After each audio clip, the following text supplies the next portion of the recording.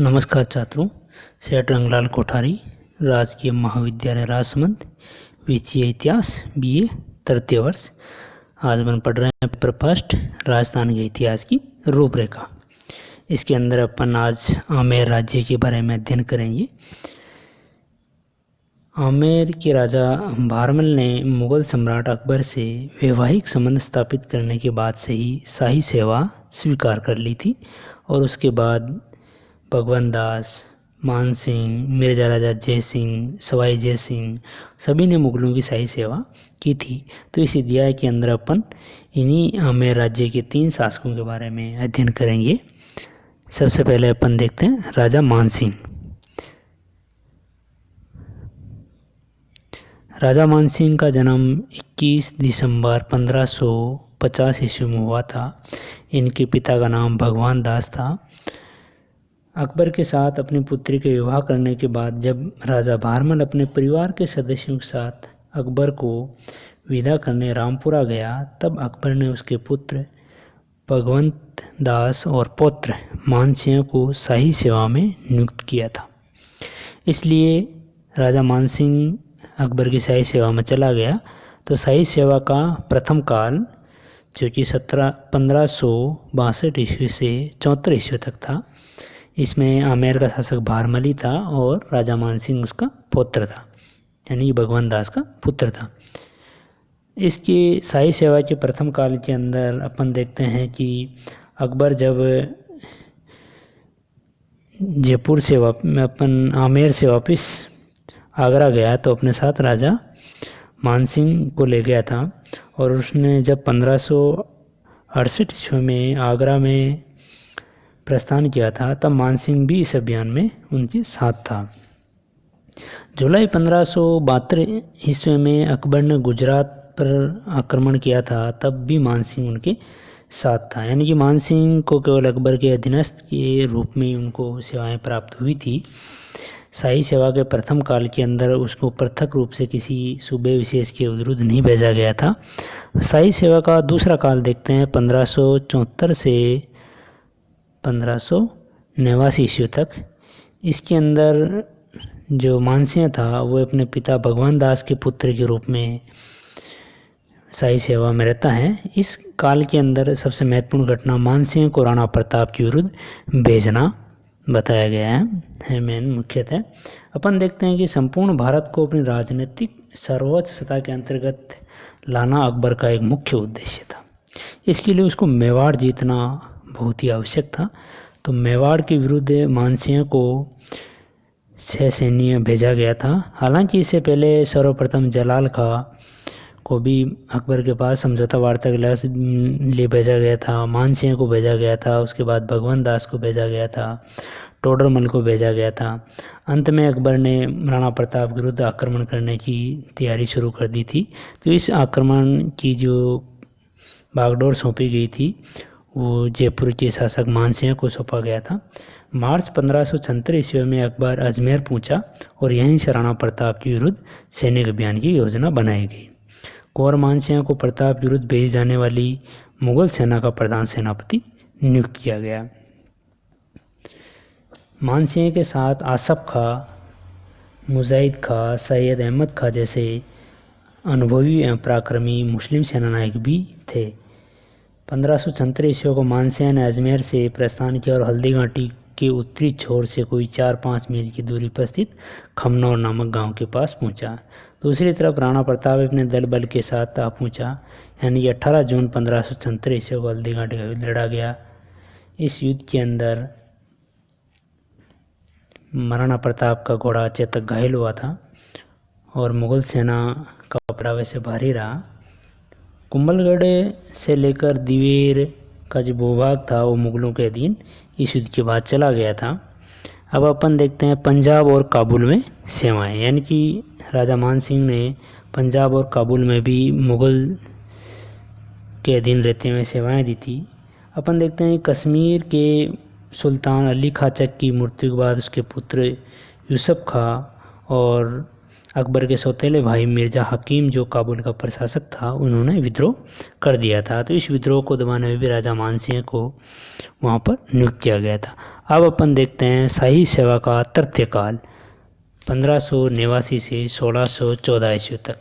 इस काल के अंदर मानसिंह स्वयं आमेर का शासक हो गया। पहले अपन दो में देखते थे, तो आमेर का शासक भारमल और उसके बाद भगवान दास, और बाद में जो शाही सेवा का तृतीय काल में मानसिंह मुख्यतः आमेर का शासक नियुक्त होता है।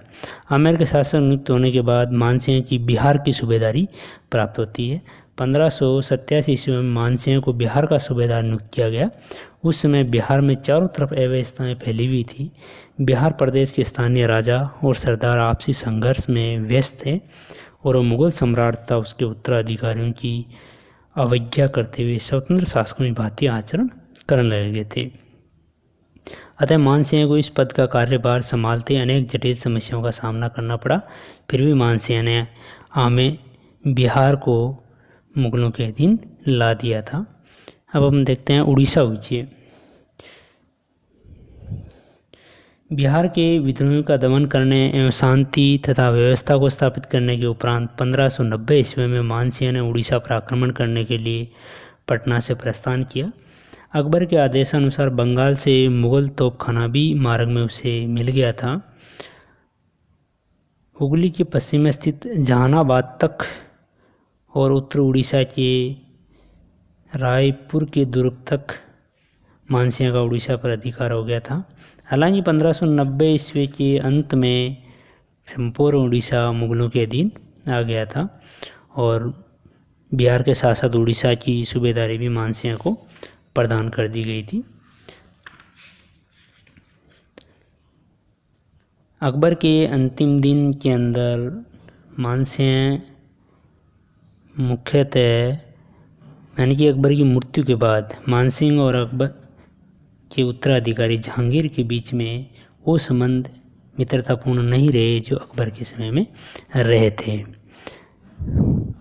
अब अपन अध्ययन करते हैं मिर्जा राजा जयसिंह। जयसिंह 1622 से 67 ईस्वी तक आमेर का शासक था। इस दीर्घ अवधि में उसे 3 मुगल सम्राटों जहांगीर, शाहजहाँ और औरंगजेब की सेवा में रहने का अवसर मिला, यानी उन्होंने 3 मुगल बादशाहों की सेवा की। यह जयसिंह की वीरता, योग्यता और कुशल कूटनीतिज्ञता का ही परिणाम था कि जयसिंह के कार्यकलापों से आमेर राज्य उच्च राज्यों की श्रेणी में आ गया। मिर्जा राजा जयसिंह और जहांगीर। आमेर के सिंहासन पर बैठते मुगल सम्राट जहांगीर ने जयसिंह को 3000 जात और 1500 सवारों का मनसबदार बनाकर उसे सम्मानित किया। जहांगीर ने सर्वप्रथम उसकी नियुक्ति दक्षिण में मलिक अंबर के विरुद्ध की। मलिक अंबर मुगलों के विरुद्ध अहमदनगर राज्य की रक्षा कर रहा था।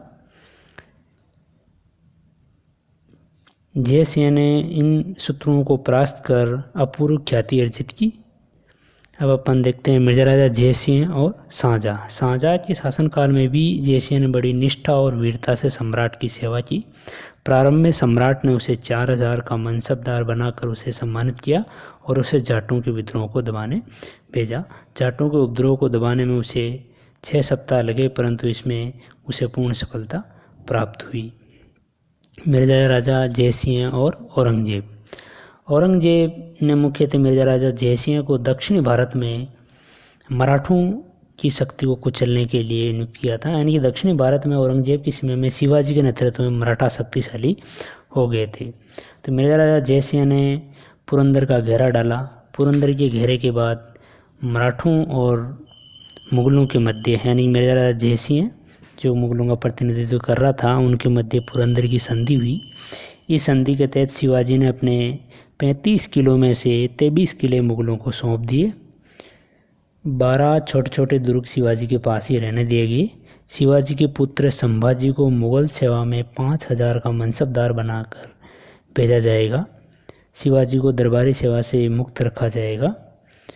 आवश्यकता पड़ने पर शिवाजी को जब कभी मुगल सेवा के लिए निमंत्रित किया जाएगा, शिवाजी मुगल सेवा में उपस्थित होंगे। शिवाजी ने मुगलों की अधीनता स्वीकार कर ली। यानी कि ये पुरंदर की संधि 1665 ईस्वी में हुई थी।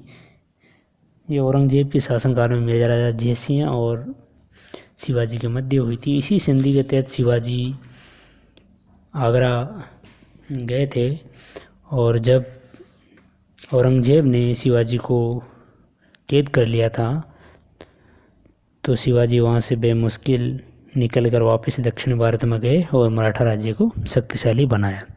स्वाय जयसिंह द्वितीय के बारे में अध्ययन करते हैं। ये 1700 ईस्वी से लेकर 1743 ईस्वी तक आमेर का शासक था। जयसिंह के आमेर के बाद यानी कि स्वाय जयसिंह 1700 ईस्वी में मात्र 12 वर्ष की आयु में ही शासक बना था। औरंगजेब से आमेर का शासक का जो फरमान प्राप्त हुआ था उसके बाद से ही जयसिंह को औरंगजेब ने 2000 जात और सवार का मनसब दिया था। औरंगजेब ने जयसिंह के राज्याभिषेक के कुछ दिन बाद ही उसे दक्षिण में आने की फरमान भिजवाने शुरू कर दिए, परंतु जयसिंह अपने राज्य की आंतरिक व्यवस्था को ठीक करने के लिए लगभग 1.5 वर्ष तक आमेर में ही बना रहा।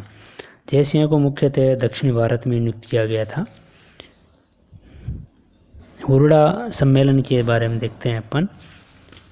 बूंदी पर मुख्यतः मराठों का आक्रमण के बाद ही हुरडा सम्मेलन हुआ था। बूंदी की राजनीति में जयसिंह की हस्तक्षेप ने मराठों को राजस्थान में आक्रमण करने के लिए वैसे आमंत्रित किया था। बूंदी का जो उत्तराधिकारी संघर्ष था जिसके अंदर बुद्धि सिंह के उमेद सिंह नामक पुत्र को के जो उत्तराधिकार युद्ध था उसके अंदर जयसिंह ने मराठों को यहाँ पर आक्रमण करने के लिए आमंत्रित किया था और भारत के यानी कि लगभग उत्तरी भारत के अंदर मराठों का विशेष तौर से मल्हारराव होलकर का आक्रमण बढ़ गया था और ये मराठे जो हैं बूंदी के बाद मेवाड़, मारवाड़ यानी इन भागों में आक्रमण करते थे और चौथ वसूली का कार्य करते थे। इनको रोकने के लिए जुलाई 1734 ईस्वी में हुरडा भिलवाड़ा में एक सम्मेलन हुआ था, यानी मराठा आक्रमणों के विरुद्ध। मेवाड़ के सभी राजा वहाँ पर एकत्रित हुए थे। मेवाड़ के नए महाराणा जगत सिंह द्वितीय ने इस सम्मेलन की अध्यक्षता की। सम्मेलन में सवाई जयसिंह के अलावा जोधपुर का महाराजा अभय सिंह, नागौर का भगत सिंह, बीकानेर के महाराजा जोरावर सिंह, कोटा के राजा दुर्जन साल यानी कि लगभग राजस्थान के सभी राज्य यहाँ पर एकत्रित हुए थे।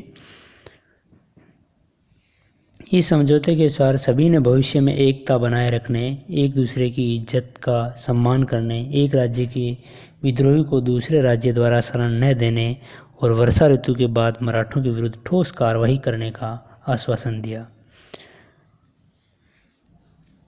लेकिन यह सम्मेलन मुख्यतः सक्सेसफुल नहीं हुआ था। अब अपन स्वाय जयसिंह द्वितीय की विद्या, अनुराग और स्थापत्य कला के बारे में अध्ययन करते हैं। स्वाय जयसिंह स्वयं एक उच्च कोटि का विद्वान था। वे संस्कृत और फारसी के साथ साथ गणित और ज्योतिष का भी अच्छा विद्वान था। 1725 ईस्वी के आसपास उसने नक्षत्रों की शुद्ध सारणी बनवाई और उसका नाम तत्कालीन मुगल सम्राट मोहम्मद शाह के नाम पर जिज मोहम्मद शाही रखा। इसके अलावा उसने जयसिंह कारिका नामक ज्योतिष ग्रंथ की भी रचना की। उसके आश्रित दरबारी विद्वान जगन्नाथ ने उसकी आज्ञा से यूक्लिड नामक विद्वान की कृति का संस्कृत भाषा में अनुवाद किया। स्थापत्य के अंदर अपन देखते हैं कि नवंबर 1727 ईस्वी में सवाई जयसिंह द्वितीय ने जयपुर नगर का शिलान्यास किया। इस नगर का नक्शा तैयार करने के लिए एक बंगाली ब्राह्मण विद्याधर भट्टाचार्य को आमंत्रित किया गया था। इसी के साथ ही जय निवास महल का निर्माण भी उसी के समय में करवाया गया है। सवाई जयसिंह ने मुगल ढंग की कुछ इमारतें भी जयपुर में बनवाई थी, जिसमें आमेर के किले में दीवान ए खास की इमारत उसी के द्वारा बनवाई गई थी। समाज सुधार के कार्य भी सवाई जयसिंह के अच्छे रहे। सवाई जयसिंह ने अपने समय का एक प्रगतिशील समाज सुधारक होने का भी परिचय दिया। यज्ञों के अवसर पर उसने सभी ब्राह्मणों को एक साथ भोजन करने के लिए राजी किया ताकि कम से कम ब्राह्मणों मतभेद की भावना को कम किया जा सके। अंतर्विवाह प्रारंभ करने के लिए भी उसने प्रयास किए ताकि समाज के मतभेद दूर हो सके। अब अपन देखते हैं कि मध्ययुगीन राजस्थान का ये अंतिम महान राजपूत महाराजा अपने समय में मुगल साम्राज्य का एक प्रमुख सेनानायक और सर्वोत्कृष्ट अधिकारी रहा था। अपनी योग्यता से उसने समस्त राजपूतों का नेतृत्व प्राप्त कर लिया तथा अपनी कूटनीतिक दक्षता से उसने मुगल दरबार में भी अपना महत्वपूर्ण स्थान बनाए रखा। उसका चरित्र उस युग की समस्त भली बुरी प्रवृत्तियों एवं समकालीन राज परिवारों के गुण दोषों का विचित्र मिश्रण था। वह सही अर्थों में अपने समय का एक प्रतिनिधित्व था। उसके द्वारा बनाई गई यानी अपनी नई राजधानी जयपुर आज राजस्थान की राजधानी है, जो कि एक सुंदर नगर है। पर्यटकों और यात्रियों ने भी इस नगर की पूरी पूरी प्रशंसा करते हैं। एक फ्रांसीसी यात्री ने अपने संस्मरण में लिखा है कि दिल्ली में सिर्फ एक चांदनी चौक है, लेकिन जयपुर में उसे मिलते जुलते बहुत से चांदनी चौक हैं। इस नगर का गुलाबी रंग आज भी जयपुर को गुलाबी नगर के नाम से ख्याति दिला रहा है। धन्यवाद छात्रों।